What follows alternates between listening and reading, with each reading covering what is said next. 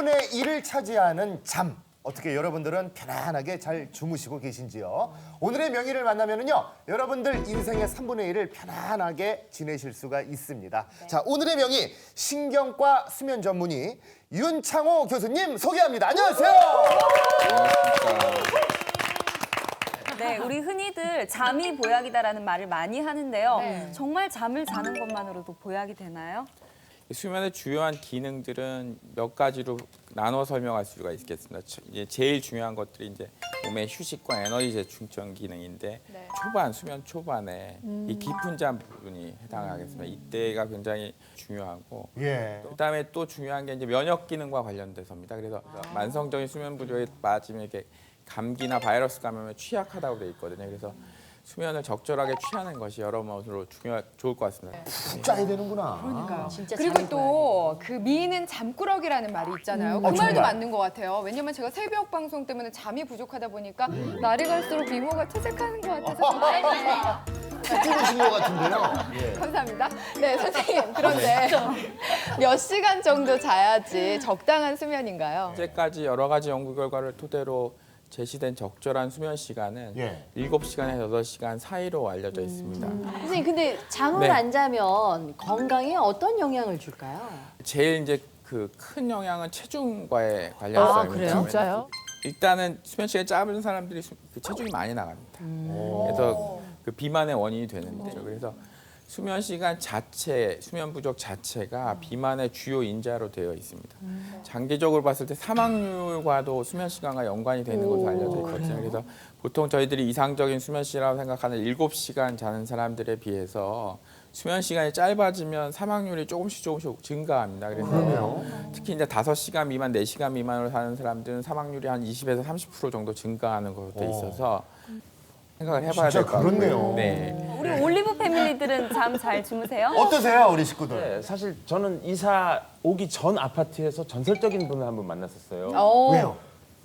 층간 소음이 발생을 했는데 원인을 못 잡았는데 결국 알고 보니까 그 집 가장분의 코골이가 다른 집까지 넘어가가지고 세상에. 층간 소음으로 그 집은 어떻게 세상에, 자요? 그 정도예요? 그러니까 다른 집에서 층간 소음이 들릴 정도로 그 집 식구들은 피가 마르는 거죠. 그렇죠. 사실 저도 굉장히 이 코골이 때문에 스트레스를 받고 있습니다. 정말 방에서 자는 게 소원인데 근데 이 추운 겨울을 작년, 재작년 얼마나 추웠습니까? 전기장판 하나 깔고 마루에서 우리 집 배박이랑 개랑 저도 심각해요. 코를 너무 골아서. 영구 씨 그거 아세요? 뭐요? 영구 씨가 올리브 패밀리 중에서 네. 가장 코골 것 같은 연예인에서 1위를 하셨어요. 에이. 사람들한테 피해주고 사는 그런 스타일이 아니거든요, 제가. 네. 제 얼굴도 겸손하게 생겼어요. 그러니까요.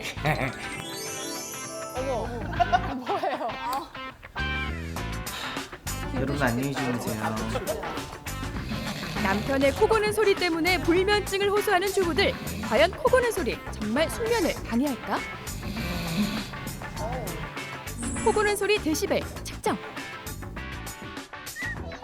첫 번째 비교 실험. 낮잠 방해하는 아이들 뛰어노는 소리.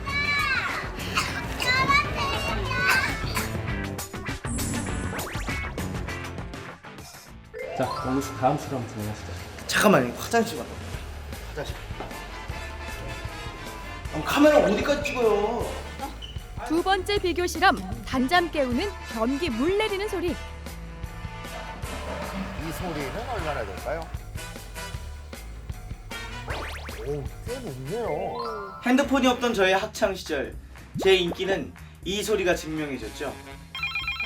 세 번째 비교 실험. 한밤중 불청객 전화기 벨소리. 잠 깨죠. 그 정도면. 맞아요. 네. 68. 네. 잘 먹겠습니다. 숙면을 방해하는 대표 소음들. 60에서 70데시벨 사이. 그렇다면 코고는 소리는 만만치 않다. 저 진짜 자는 거죠? 무려 63데시벨. 대수롭지 않게 여겼던 코고는 소리, 숙면을 방해하는 소리 확인. 당신의 코 고는 소리 가족 건강을 해치는 독입니다. 코 대세요. 코 대세요. 네. 잘 봤습니다. 그러니까 김원구 씨가 직접 이제 자면서 실험을 해봤는데 그 수면 중에 그 코골이가 그 데시벨로 63데시벨이 나왔어요. 63. 그런데 우리가 환경 소음으로 소송이 가능한 수치가 48이라고 합니다. 근데 63이 나왔어요. 훨씬 넘었네요. 아, 이거 정말 심각한 건데 교수님 정말 코골이가 이렇게 숙면을 방해하는 것이 정말 맞는 거죠? 특히 이제 코골이 소리는 보통 알려져 있기는 한 60에서 90데시벨 사이로 알려져 있는데 이런 경우는 옆에서 귀마개를 해도 거의 차단되는데 효과가 미비합니다. 그래서 보통 귀마개를 하면 한 30데시벨 정도 되는 소음은 차단할 수가 있는데 이제 코골이 소리는 그 이상이기 때문에 코 고는 분들 옆에 자는 분은 맞아, 괴로워요. 만성적으로 수면 부족에 시달릴 수밖에 맞아. 없죠. 네, 그래도 사랑하는 사람의 코골이 소리는 자장가처럼 달콤하게 들리지 않을까 싶네요. 제 코 고는 소리 어떠세요? 네. 네? 밟으셔도 돼요. 답답하시면 그냥. 예. 왜 이렇게 이것저것 껄떡대요? 질투하시는 질투하시네요. 거예요? 아니에요. 아무래도 둘이 결혼할 것 같아요. 어젯밤 꿈자리가 어쩐지 뒤숭숭하던데. 이런 근데- 소리를 들으려고 내가. 네. 아 근데 진짜 코골이에 관해서 이런저런 얘기를 나누다 보니까 이거 정말 코골이도 이건 하나의 어떤 질환이다. 맞아요. 네. 그런 생각이 드네요.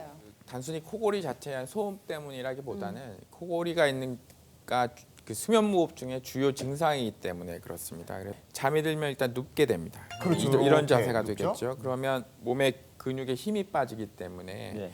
턱이 아래로 뒤로 살짝 처지게 됩니다. 그러면 어떤 원인에 의해서든 뭐 살이 쪄서든 뭐 다른 뭐 비염이 있든 편도선이 크든 간에 기도가 좁아지게 되면 이게 살짝 좁아지겠죠.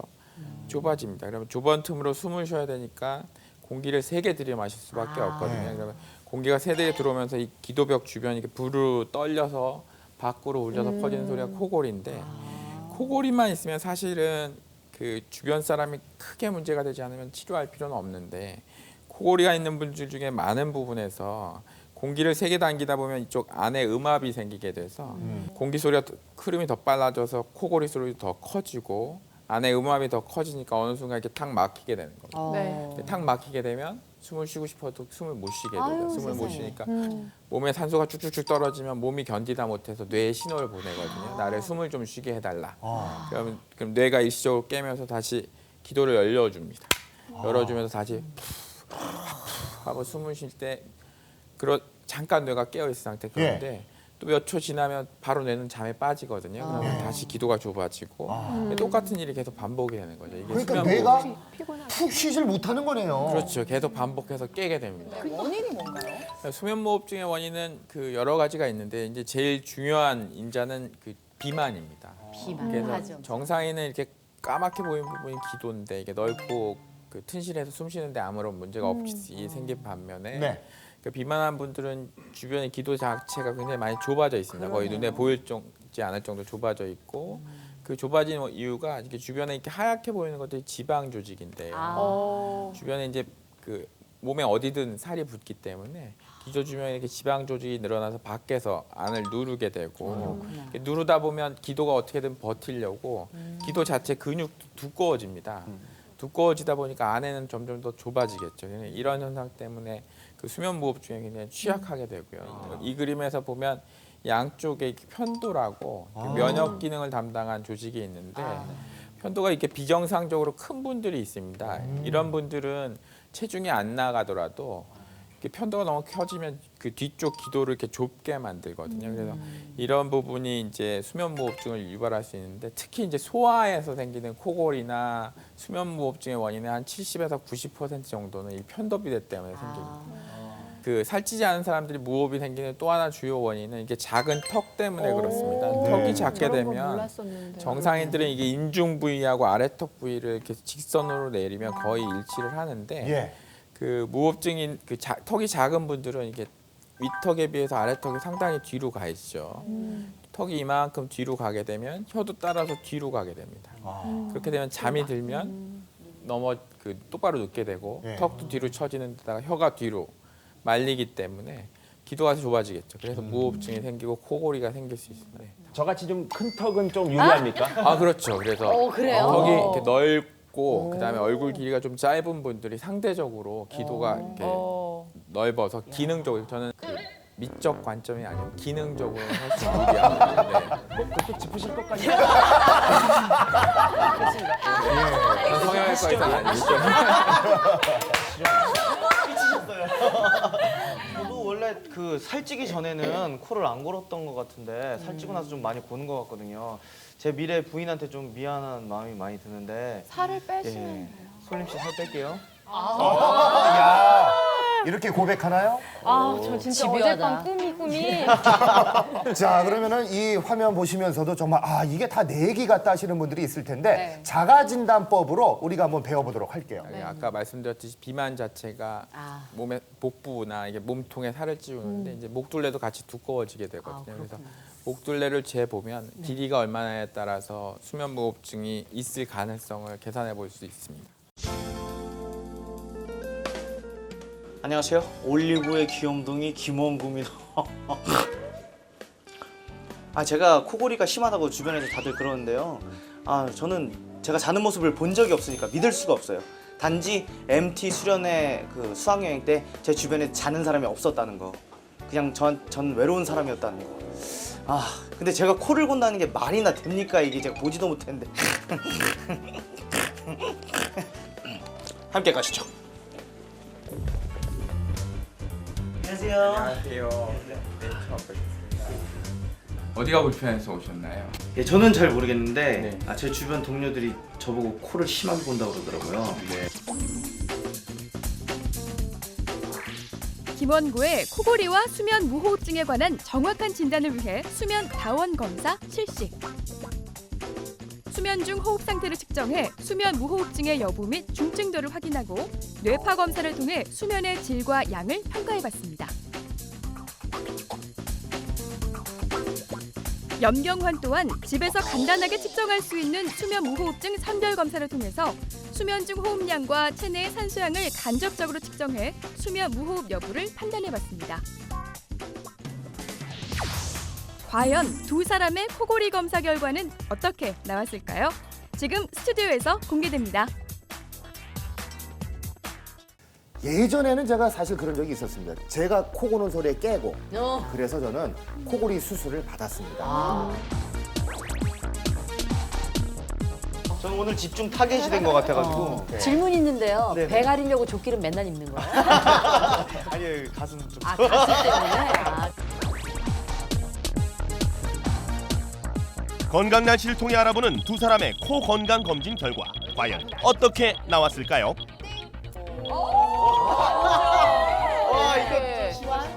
웃을 일이 아니에요. 그 영경환 씨는 검사 결과 그 코골이와 수면 무호흡증이 같이 있는 것이 확인되었기 때문입니다. 예. 그날 검사하실 때 6시간 정도 잠을 주무셨는데요. 예. 그 무호흡이 전체 한 100번 정도, 그러니까 시간당 17번 정도 관찰이 되었습니다. 이런 무호흡 횟수는 정상인들은 5번 미만으로 관찰이 되거든요. 굉장히 많죠. 집에 가서 아내분께 감사드려야 될 것 같아요. 그러게요. 그리고 술 좀 끊어요. 자칭 회식 좀 끊고. 이야, 심각한데. 사람 취급 못 받네요. 큰일 났네 이거. 예. 왜? 이거 생각했던 것보다 심각한 것 같은데 이걸 어떻게 해야 되나요? 일단 코골이를 경감시키기 위해서는 두 예. 가지 제안을 드릴 수가 있습니다. 첫째는 그 똑바로 자지 않는 예. 연습을 하시는 거죠. 옆으로 자는 습관을 들이면 도움이 될 것 같고요. 그다음에 예. 또 다른 손쉬운 방법은 코골이 밴드라고 그 개발이 된 게 있습니다. 예. 네. 제가 지금 몇 개를 가지고 네, 나왔습니다. 보여주세요. 제가 지금 네. 붙일게요. 붙여보세요. 뼈 있는 쪽에 붙이면 네. 아무런 소용이 없습니다. 그래서 콧날개 덮지 않고 그 중간쯤으로 해서 이렇게 붙이시면 뼈를 피해서. 뼈를 피해서 지금 그래서 공기가 좀 잘 들어가는데요? 네. 그래요. 예, 쉬워요. 숨쉬기가. 예. 알겠습니다. 이래서 선수들도 이렇게 붙이고 뛰는군요. 그렇죠. 네.